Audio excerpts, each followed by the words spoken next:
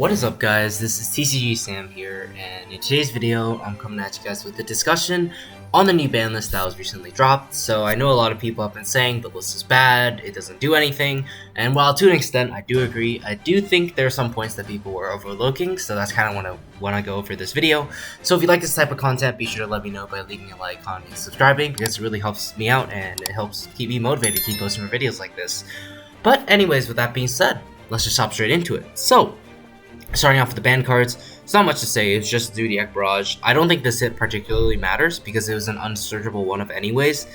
But surprisingly, it may actually turn off some players from the Zoo engine because now your Zodiacs must take up your normal summon, whereas before you could say, oh, if I do drop Barrage, it's like a really good extender or starter or whatever. So even though it doesn't really change much since, like I said, it's an unsearchable one-off, it may psychologically it may turn off people from the Zoo engine, which means less Zeus going second. But that's not really what we're here to talk about. I know you guys probably came for the limited section.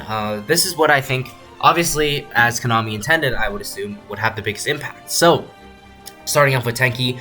So this was supposed to be a hit to try to get Zoo, because obviously they use Beast Warriors, and of course it hit Zodiacs as well, because they use Beast Warriors. But what this does on the surface level, we can see that this reduces consistency of the Tri-Brigade deck because they have less access to the Zoos, they have less access to Fractals, and initially it doesn't seem like a big deal because, I mean, you still have nothing technically got hit. You still have all your Zodiac stuff, and you still have all of your Fractals. Your Fractals still at 3.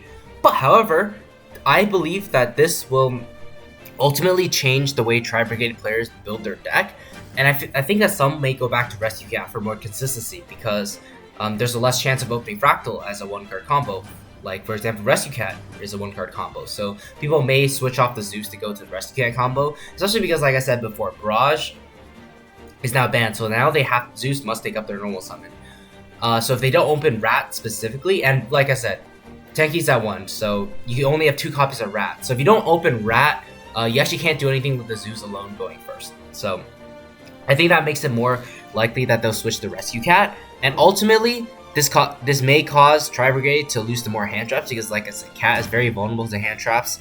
Tri-Brigade may lose this to itself more because, like I said, consistency with Tenki. So ultimately, even though it doesn't take away anything from the core engine of Tri-Brigades, it actually does change quite a bit for the deck. And I do believe that we'll be seeing something like this later in the meta, but I could be wrong as well.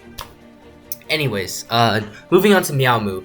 So with Meow Moo, it actually does more than you initially think as well. You may say, oh, your Prankets still have their one-card combo, and while this is true, it makes it so Prankets lose access to easy follow-ups if they get stopped. So if you hand trap their first Prankets effect with a card like Ash Blossom, then they don't have another Meow Moo to go into, which means they need access to a fusion spell to be able to continue playing next turn or continue playing on the same turn, plus 2 Prankets in their hand, which means essentially they need an extra 3 cards, assuming of course you remove the Meow Moo, which you most likely will. So essentially, force your opponent to have 3 specific cards in their hand, and ultimately makes them lose harder to hand traps, like I mentioned, because you can't just normal summon a Pranket next turn and then just combo off once again. And I don't know if I mentioned it already, but it also prevents these easy follow-ups, since like before Prankets, like if you clear their board even, they can just draw a single Pranket and do it all over again, but now it doesn't let you do that because of Meow Moo. In addition to that, now Prankets players need to be able to decide if they rather keep it in Graveyard to shuffle back with Pranks so they can continually have good follow-up or easy follow-up, or if they want to use it for its effect for something like Butler to get 2 pops, which is really important because if Butler uses it to get 2 pops, you can't get it back with a card like Pranks, which means that essentially once you use it, your opponent has to pretty much play with either multiple monsters on the field or with a fusion spell, which may not be very easy for the deck. So ultimately, I think that it takes away from the easy follow-up of Prankets. It takes a little bit away from like their grind game, and of course, it may force them to play a bunch more fusion spells just to be able to play around this. So just keep that in mind. Finally, Eva. I think this does the least of the 3 hits. Sure, you only get to search 2 negates for Herald now, and it prevents Eva from being used on both your turn and your opponent's turn, which is a little unfair. But ultimately, the end board in Drytron will still, assuming they full combo, will still be Herald with at least 2 negates that you search off Eva, possibly more with Ben 10, or if that you Heart Drew, Dragoon, so that's 3 negates, and then I think that Drytron players may try to adapt and put in something for Beatrice so that Beatrice actually becomes an interruption. So on their turn, they can use Eva, they can dump Eva to search something, and then on your opponent's turn, they can side in something like Nail Shot Aerial if they wish. They can side in Mischief with the Gnomes, or Token Collector in the future. Like, Beatrice can actually become a very scary disruption in Drytron should they choose to side something into that. So, ultimately, Eva doesn't really hurt Drytron that bad. Some lists were only playing one Eva to begin with, so like you can still do your full combo and have it unbreakable board. It's really not going to matter if it's like 3 or like 4 or 6 negates. It doesn't particularly matter. It should be sufficient most of the time because you still lose to the same cards like Dark Ruler and Droplets or whatever. So ultimately, Eva doesn't really do anything. But anyways, so overall the limits don't kill any meta decks by any means, but it actually does more than everyone may initially think. And I hope I was able to kind of open your eyes to that, because the list wasn't as bad as everyone's claiming to be. Obviously, it isn't perfect. It could definitely be better. They could have hit more things, but I do think there is a chance that ultimately the list does have quite a decent impact in terms of deck building and building meta decks at the very least. So that's pretty much like the meat and potatoes of what I wanted to talk about. I will talk a little bit about the semi-limits and unlimits, but there isn't really that much to talk about.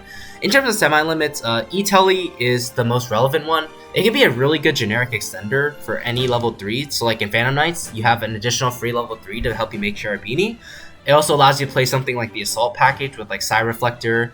Although personally, I don't know how good the package is going to be. Like sure, you get an instant like Anaconda. I believe you get an instant Anaconda, but you do have to play all those bricks. But anyways, I digress. You can also search a card like Ghost Ogre as Interruption, should Ogre ever become really good again. That could be pretty good. E-Telly could be a really good disruption, summoning out Ogre, and Ogre, like I said, can be a really good interruption against a deck in the future. Finally, it also helps Virtual World out a bit, so it does smooth them slightly up. It obviously isn't like meta breaking for the deck, but it is a really, really nice addition. Moving on to the next one, Skullcrobat Joker. Pendulums aren't doing anything anyways, so this is not too relevant in my opinion. Unless I get proven wrong and Pendulums become good this format, I really don't think it would make that big of a difference. I still remember, like, every time we get Pendulum cards back, it's like, oh, Pendulums are broken, maybe for the first week. But after that, no one really plays them. So yeah, I don't think Joker does much.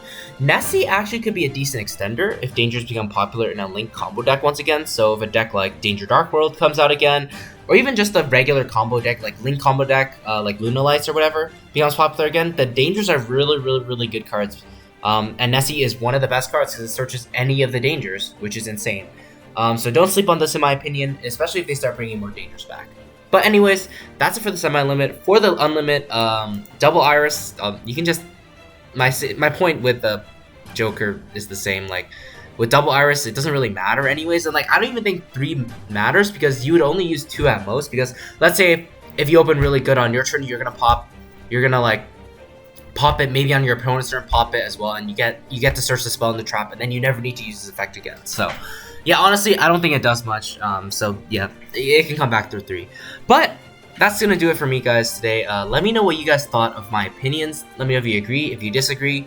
I did think about this for a little while, and like I said, I do think the limits actually have a shocking amount of implications in meta, especially in deck building, even though technically none of the decks like lost any of their main cards. But yeah, I guess we'll see where this format goes. I do unfortunately think that this format is kind of going to be the same as last format, just with the Burst of Destiny stuff in the future, but I guess we shall see. But yeah, anyways, thank you guys so much for watching, and I will see you guys soon.